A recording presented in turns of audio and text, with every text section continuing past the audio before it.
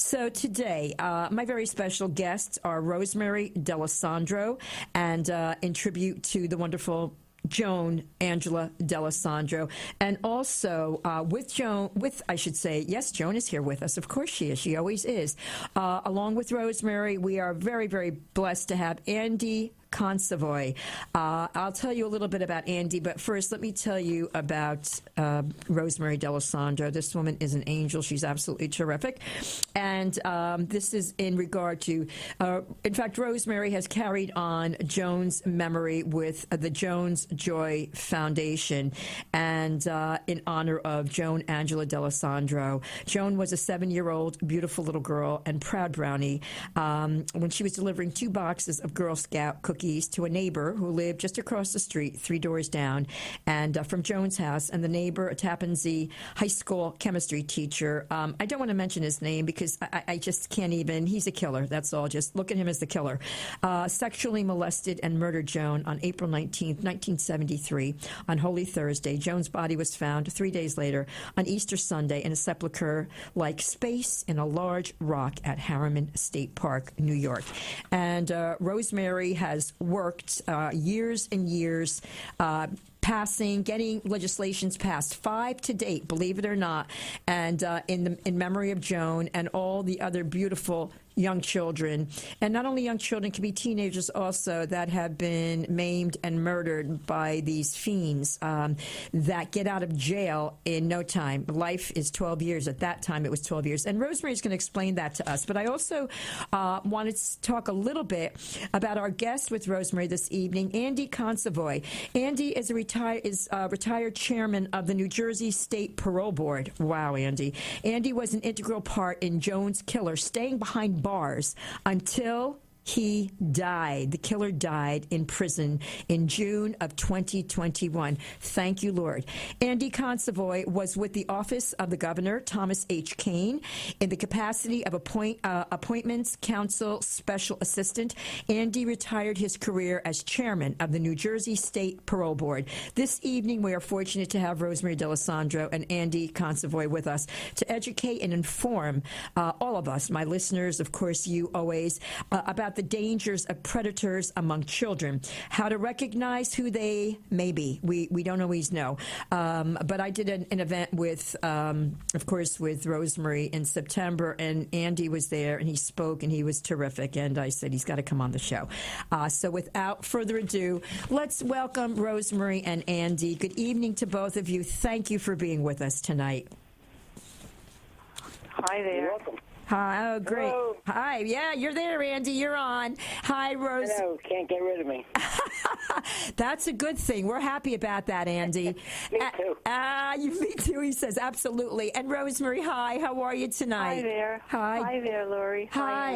Andy. And thank you. Hello, man. Thanks to both of you for coming on tonight. I think it's such an important topic, and both of you have not stopped working for child safety all these years since Joan's passing and her murder, and throughout the years, both of you have worked very, very hard for child safety, and I thank you both. My heart goes out to both of you. So to start off, Rosemarie, if people have not heard you on the show prior, which I hope they have, tell us a little bit about about Joan's death and how Andy became involved and became your very good friend. Well, see, what happened was, Joan was sexually assaulted and murdered, and at that time, the killer got 14 years, and 14 years meant life. And I had no idea that that time could be cut by good behavior and work credits. It's amazing. So the first time it became eligible was 12 years later. That was 1987. And then I really knew we didn't have to fight because of what I was told by people that are in the professions that gave me ideas, so I didn't. And then in 1993, that was very, very, very, that's when the movement started. that's when I saw the message of Holy Thursday and Easter, the sign of hope. Yes. What was going to happen was we were going to have to get lots of signatures, and we got about 100,000 signatures. Wow.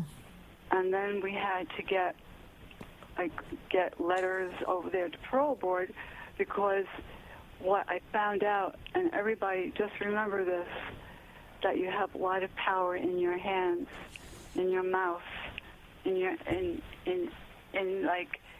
thoughts, where you can get in contact with the Parole Board, and they will listen to you, because it's the people that they really listen to, and they want to, help the people. Yes. Or show that. Some of them maybe don't really help the people, but when I met Andy, I did not know that he was on the Parole Board at that time, and that was in '95.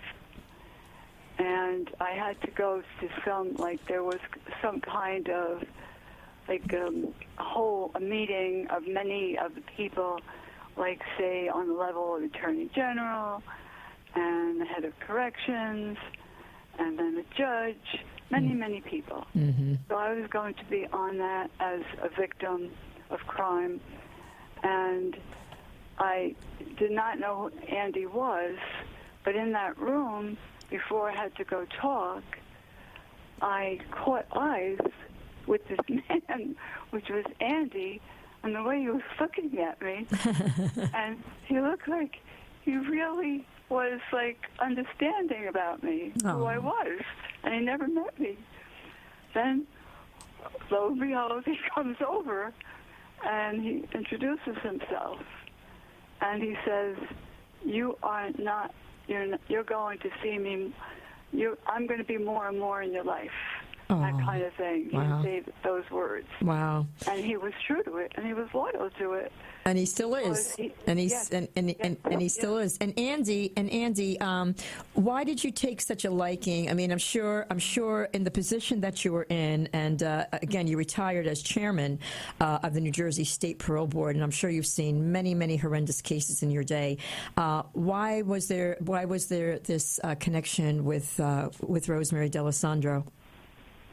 Well, I had been on the board a while, but I was in no position there at this point of any serious influence. I might have been vice chairman, but who knows. But anyway, we had this whole, it was sort of like a forum for all the victims of violent crime, or the survivors of the victims of violent crime. They all came in, and it looked to me as I walked in from my office like a three-ring circus. I didn't think it was well done, because we had no role in the planning, and I thought it really looked almost like a carnival, and it really repelled me. So I said, well, the only thing I could do here, because I'm not going to stand up and argue it, in the middle of a room about why is this thing so crappy, is to find somebody that could use help, and that's what I'll do. And as soon as I made that decision, I just turned my head around, and there was Rosemarie sitting there like somebody who needed help. And it seemed like the nicest person in the whole world. She just needed somebody to talk to her and guide her. Yes. So I said, well, that's my job. Absolutely. It wasn't anything planned. It was just two people meeting and, somehow or other quitting. So I went up to her and said, I'm going to take your case. We'll be fine. We'll get it right. It may take a little bit of time, and my job is just to work with you and help you.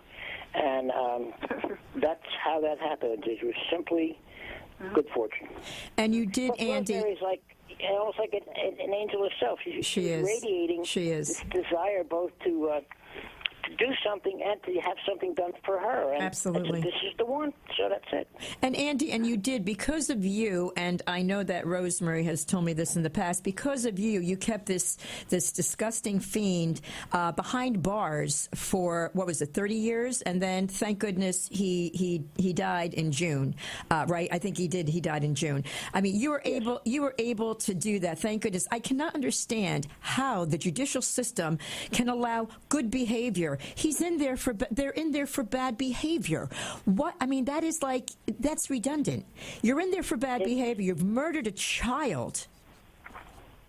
Go ahead, Andy. We tried a couple of times, I did, and a few others of my board members, to get rid of good behavior credits on certain types of crimes, mostly crimes like, Yes. sexual assault, anything to a minor, those kinds of really heinous crimes. And Yes. but it never could get through because Department of Corrections, and I'm not criticizing them, they got prisons to run, Yes. And it is at times it can be a very effective way to keep some of these most serious offenders under control. It's just something they feel they need to have to reward and punish.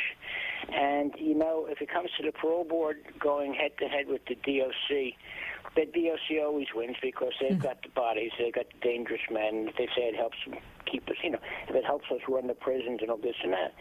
So after a couple of times, I just gave up. But I think you're totally right. I think sometimes these things are treated like candies, Exactly. and not like the serious business they are. Absolutely. Because why should it? So Yeah. our proposal, like you said, murder, this, that, and the other thing, but anything concerning a child, even if it was a plea bargain, whatever it was, they get no good time credits or Absolutely. good behavior credits. Absolutely. And we got nowhere, and I got nowhere, and then the whole thing went nowhere when I left, and that's where it's been. It's been 20 years sitting out there. and that's amazing. And the thing is this, that if you didn't do what you did and work so hard to keep him in prison, he would have gotten out and done it over and over and over again. I'm sorry, but that's how I feel with all of these child molesters and serious murderers. They're just going to be let out, and it's proven. It's proven. They're put back. I'm saying it, but you are the professional in this, Andy. I'm sure you've seen it.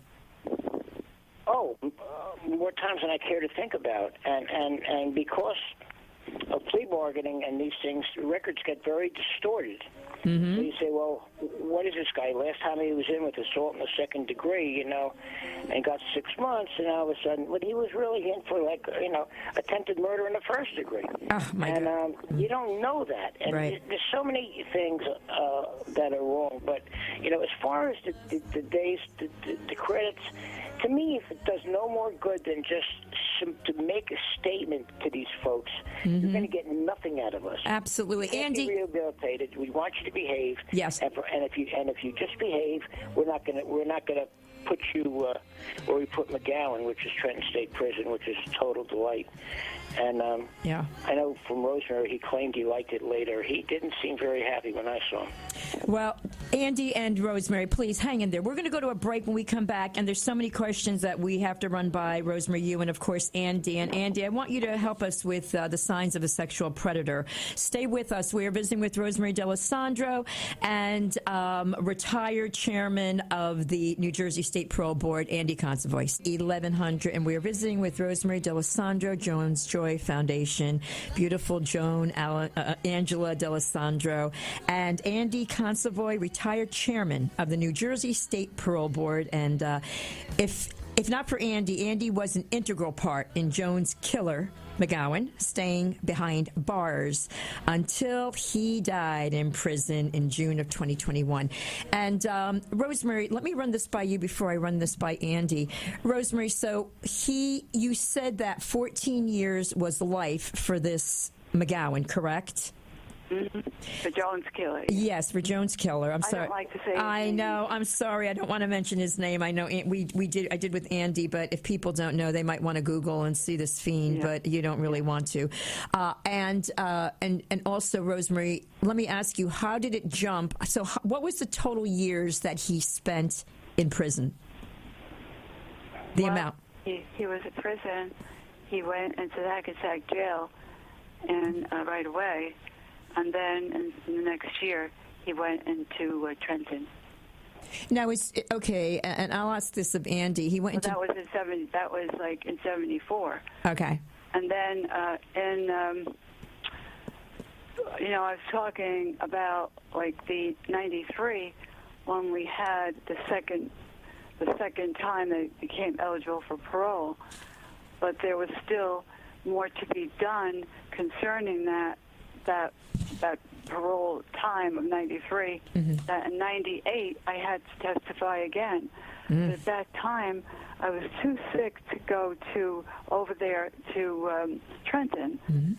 So I remember this might have been the second time that I met Andy. He came to my house. Aww. And he came to my house with another parole board member. And then I testified there. I testified in the house. Oh, good. Okay. Because I have myasthenia gravis. Right. And it fluctuates, and that time the weakness was really a lot. Absolutely. So anyway, and I remember that, he was like, he didn't put any pressure on me. Aww. And he understood, Yes. But it was, so that made it, thank God I had him then. Yes. With that kind of compassion, because it was hard enough Yes. just testifying and then being over there so worn out with the MG. Yes. So, it was Andy again, and then again and again. And the other time was, like what he did to get John Douglas on board. That and was, I'm sure yes. Andy will tell you about that. Yes, yes. And then the story of that, with John Douglas wrote a book. The first 9 chapters are about Joan's story. Wow. And in fact, that book has like 4 cases, and Joan's is pretty long in there. And Andy talks a lot about what he did in there. Okay. So yeah. that's how I met again. Yes. So so he could. Andy, remember all that? Oh God, And, yeah. So I want to just mention Go, Andy. 1 or 2 things. Go, Andy. The John Douglas thing was quite fortunate in how it worked out. I had never heard of John Douglas from a hole in the head, and one day I was driving back to work, and John was on a toy. He had just put his first book out, and John was on a talk show in New York. Some of you may remember him, the Bob Grant show. Oh, yes, Bob Grant. Oh, sure. Bob Grant, what a guy. Anyway. He was a toughie, yes. I heard this, and I was in my car, and we didn't have cell phones in those days, so I ran home as soon as I could, and I called my executive director, Bob Eggles, who really was tremendous during this, and I said, Bob, I don't know who exactly I just listened to, but he is the answer to all of my problems. Whatever you do, please get him up to New Jersey. And then it dawned on me that when he was coming up, that the Jones case would be tremendous. So we put it together, Bob and I and John, and he describes it in the book. And but getting John on completed the team, because Rosemarie was just not only inspirational, but she was the cement of the whole thing. I could tell you, sometimes John and I would be up kind of talking late, just after a day's work, and what we basically agreed to is that we're never gonna let down, because we couldn't do that. That would be a sin. And then, because John is a genius, and so I took my working cues from him, and my job was to put it all together, because ultimately I was the only one who could be on the record, on the court record that would go to the court to decide whether we were going to lose. So I had to do all that stuff, and all I tried to do is and John went through with me several times about interviewing, and I think I kept that fool talking McGowan talking for over 2 hours. Wow. As John said, time is on your side. He said, the more you talk to him, the more he'll forget something. And if you're listening and he slipped, you'll get him. And that's what happened. If you read the book, you'll see what happened. Okay. So that's no. Go ahead. So you actually interviewed Joan's killer in jail. I mean, was John Douglas there after, or you gave all this information to John Douglas, Andy? John came to the board, and then we gave him a good briefing. It's probably half a day or more. I wanted John to get all the board members on board, because some of them, frankly, didn't know their. I know, yes, okay. From their elbow. Yes. Yeah, I just didn't want them to screw it up. Right. Yes. I wanted it to be unanimous. I wanted to be, I didn't want to have an 8-1 vote or whatever. That was just be disrespectful and rude. Yes. So I felt by bringing John in, it might settle him down because McGowan had, or the killer, however you want to call him, he had sprinkled all through his different interviews, like 5 or 6 psych interviews. He had put out stories there. It was like an evil villain trying to put false flags out there. Mm-hmm. So one time he said he was a pedophile and he liked young. I mean, he was just on all kinds of stuff. And so it took John a long time to unravel who this guy was. And John interviewed him for a very long time, I think 4 or 5 hours. Wow. Reported back to the board. And then we set up our interviews, and John couldn't, of course, go into the interviews, and we didn't have closed circuit available then, where he could have watched it. But I knew that it would be all right because John had taught me exactly, and I think my hearing with him was like 3 hours. Wow. And it just made him talk and talk and talk, and then he made a mistake. I got him. Really? And then he blew up. He just blew up. Did he? Like the punk that he was. And at that point, I said, "Got him." Good for you. Good. And then that had to do with his wonderful mother. And anyway, but I know you're being facetious. If people don't know that the Jones killer lived with his John's mother was definitely of super evil powers. Really? Okay. Like a witch or whatever. I'm sure. She wrecked so many lives. Like I once said, and the father died early of reasons. And I said to McGowan once, I said, if the only smart one in your family was your father, he checked the scene out and left early, and he didn't take offense at it. Really? It was done just to provoke him. Yeah. And he didn't say anything, so I guess he agreed with me. So that's how it is with these folks. And now, Andy, excuse me. Let me ask you. So, what you do when you go in there is you try to trap them by pressing buttons to make them admit certain things, and you watch their behavior. Okay, tell us. Yes. So and that all comes from John. The normal parole interview is John really Douglas. Okay. A different kind of interview, but this interview. One guy, one case, very, very big deal. It's totally different situation where you're really looking to press buttons and to break down his armor and find the weak spot as you go along. And when you found it, to just send it the cavalry in. Good. Well, because these type of fiends, they feel that they're smarter. They can outsmart everyone. That's what they think. Doing it for so long, they're professionals. Yes, they've been lying since they've been kids. Long. Yeah. That's it. Yeah, right. Yeah, and I'm sure. So, I mean, Rosemary, when you heard these things, I'm sure there's certain details you didn't want to hear, but you had to hear it in order to. No, but you have to hear them. Yes. You have to hear it because if you don't have the facts and you don't have the whole picture, you know what happens? You're not going to be as confident in yourself. And when you talk.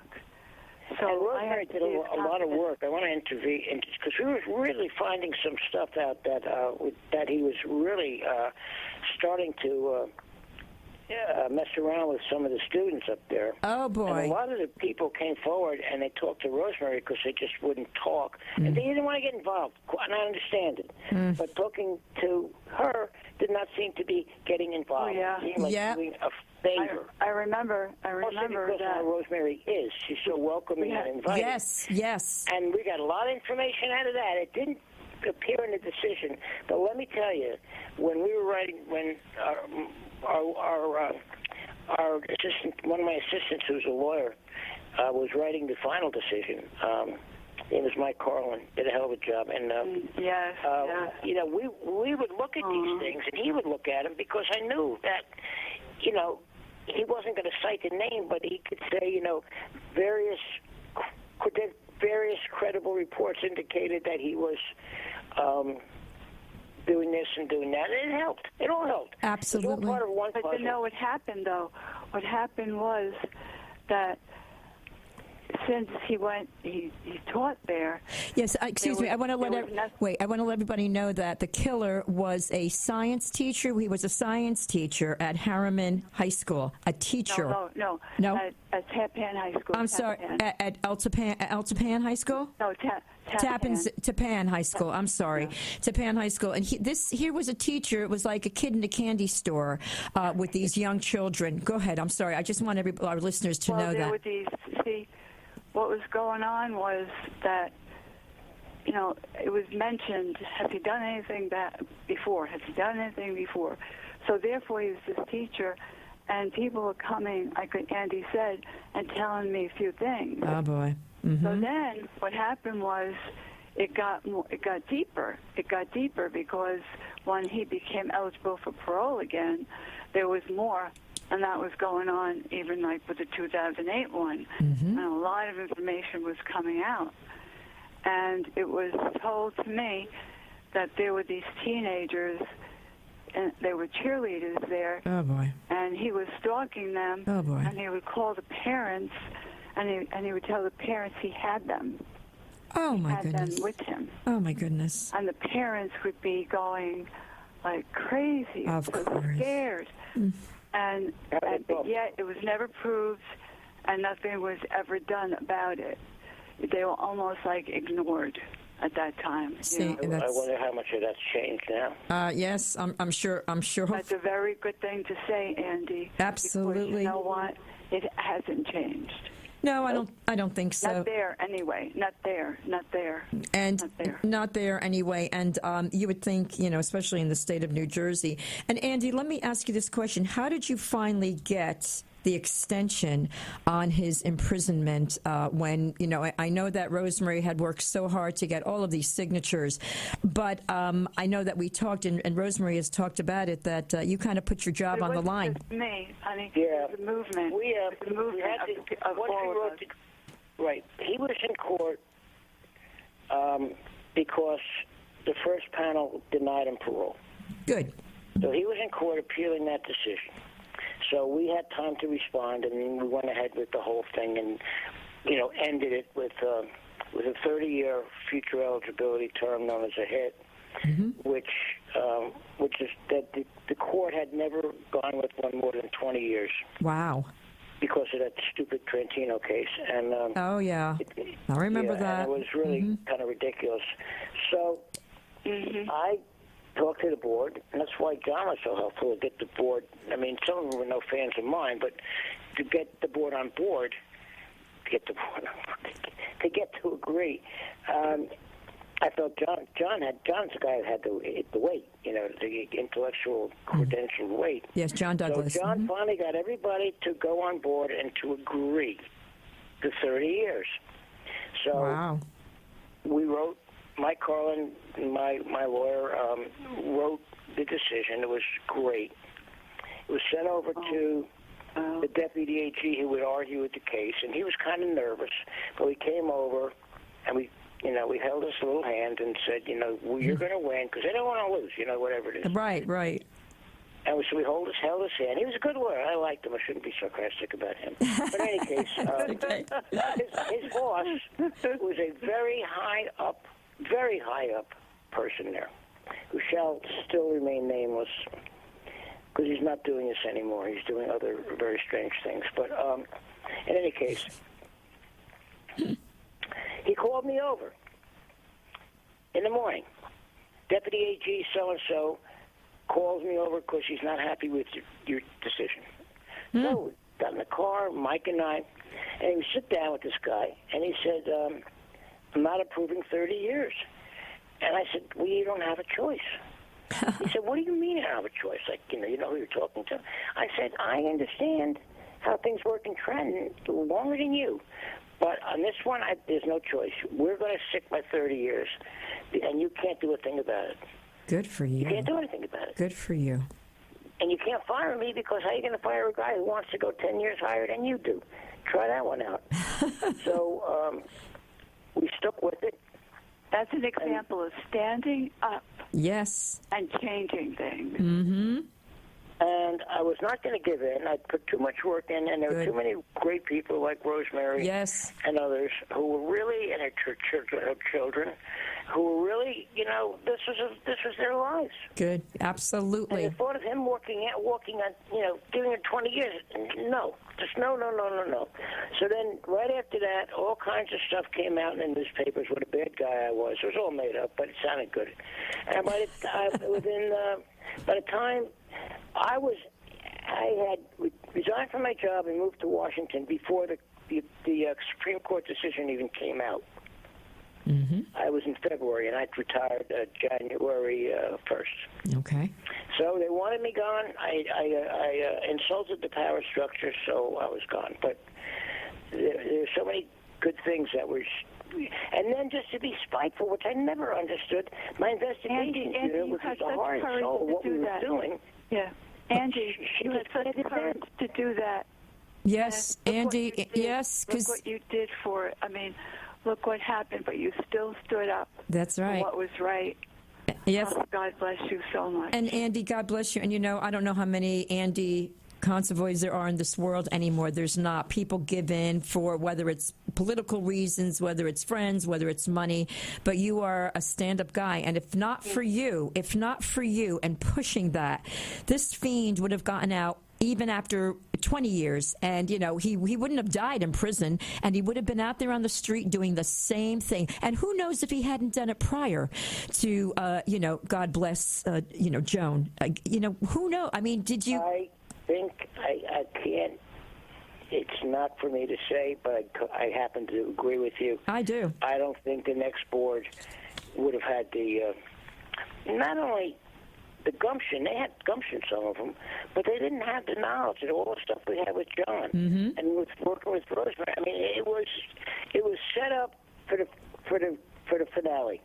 It's like at a bullfight, And Yes. it's finally set up for the matador, and somebody says, "Okay, time out."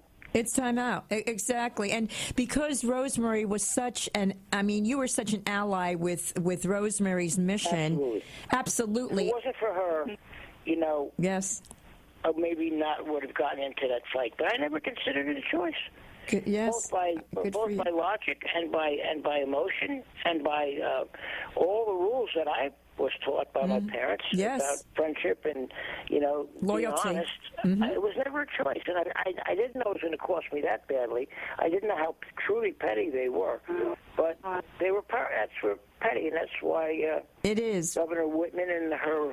You haven't heard anything big out of that whole crew, have you? No, absolutely not. No, she was kind of a flash in the pan. That was the end, and to say the least. Yeah. I worked with Governor Kane for 8 years. Yes. Just think about how popular he still is. Yeah, he is. And how no one even knows she ever existed. No, you're absolutely right. And how these people, I mean, I would go to the wire too for this. I mean, if I was in a political position, these are, and it's not only, God forbid, Joan that lost her beautiful little life, but they ruin the lives of the family of so many people. So they're not killing one person, they're killing X amount of people that are in the family. That's how it is to me. It's not, they're mass murderers. But I still have my life. We still have our life. You do, Rosemary, but because you're... Thank God for that. But because you're Rosemarie D'Alessandro, but there are many parents that are inflicted with this horrible, horrible situation, and they don't go on. Either many commit suicide, many can't go on anymore. But because of your strength, and you turn the lemons into lemonade by these... There are some people listening now. Yes. And if they ever want to get in touch with me, please. They can. They could go to joansjoy.org. Okay. JOANSJOY.org. Okay. Because I wouldn't... They've gone through enough. Yes. They have so much. They have so much special talents. Yes. So much specialness that they can use, just like you did. And I know that Andy is going to agree with me. Rosemary, you're just you're an angel in the universe. You've changed so many lives of parents. Go ahead, Andy. You take it from here. That's absolutely the truth. I mean, when they said to me, no, I didn't even think. I said, Rosemary versus you? Mm-hmm. Sit down. Good for you. Good. Man, was he mad. Oh, my gosh. Well, walk a mile in my moccasins. Unless it happens to your family, you can't relate. I mean, we do because we see the horror of this. But from the ashes, Rosemary rose up and passed 5 legislations for children to help these children and their parents. And Rosemary, you are incredible. And Andy, you also. The two of you working together hand in hand. It's a shame you didn't meet way back. You would have been, the two of you are forces of nature. And we laugh together. And don't forget and John. We talk together, and we learn together. Oh, I learned so much from Andy. And Andy, I'm learning so much from what you just said now. That's amazing. So interesting. Andy, you are, and I would absolutely love to have you back, Andy, if you would, agree to that. And Rose, I would like to talk about child safety. Yes, we didn't and get. I'd also like to talk about some of the political, not R&D political, but some of the political processes of how you have to wonder who's watching out for whoever else. But no, child safety is the most important thing. I'd like to talk about child safety and predators and how to recognize. I know our listeners would like to have that. And unfortunately, it's been a wonderful hour. And Rosemary, always an honor and a pleasure. And the same with you, Andy Consovoy. Thanks. My pleasure. Thank you. And please, we want to have you both back very soon and help the listeners out there. Lorry.